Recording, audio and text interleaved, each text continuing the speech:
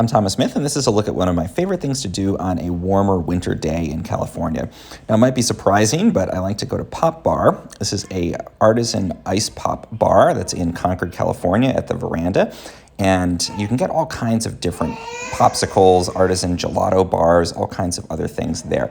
You can have them dipped in chocolate and then coated with any of a variety of toppings. Here I have rainbow sprinkles. And you can choose from a whole different range of flavors, all of which are made in-house. They're really high quality, really delicious. This is not the kind of popsicle that you would get from an ice cream truck as a kid. These are artisan and made with oftentimes local and fresh ingredients.